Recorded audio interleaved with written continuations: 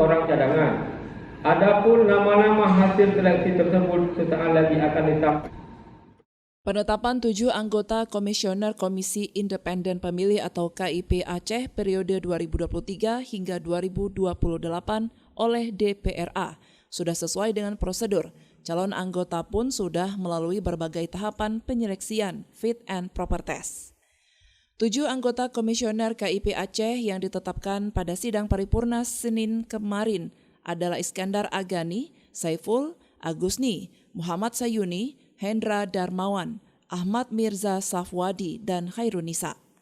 Serta 7 orang lainnya yang dinyatakan lulus cadangan, di antaranya Muhammad Safri Deski, Munawar Syah, Ridwan Hadi, M. Siddiq Armia, Tarmizi, Usman Arifin, dan Ranisah.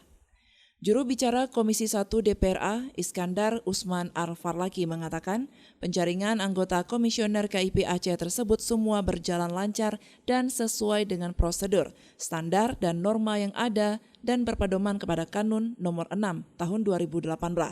Iskandar juga membantah tentang adanya isu miring yang beredar terkait perekrutan anggota Komisioner KIP Aceh. Bahwa semua proses yang kita lakukan itu sesuai prosedur, standar, dan norma yang ada. Ya, sudah berpedoman kepada Kanun 6 2018. Tidak ada yang kita langgar. Nah, kalaupun ada yang mengatakan bahwa kenapa yang ditetapkan ini tidak sesuai dengan perankingan yang disampaikan oleh Pansel. Teman-teman harus tahu, itu perankingan nilai itu di Pansel, bukan di komisi. 21 orang yang terbaik itu yang dirankingkan oleh Pansel, yang kemudian diserahkan komisi. Di komisi metode dan mekanismenya berbeda lagi. Ya, itu sangat berbeda sekali. Perankingan nilai yang keluar hari ini itu berdasarkan fit and proper test, uji kelayakan dan kepatutan di Komisi 1 DPR Aceh. Ya, semua ditandatangani rapat plenonya oleh 12 ya anggota Komisi 1 dari 14 orang anggota Komisi 1 DPR Aceh. Kalaupun ada yang merasa dirugikan dengan hal itu, silakan. Ya, kita negara hukum kok, silakan disampaikan, silakan dibuktikan saja.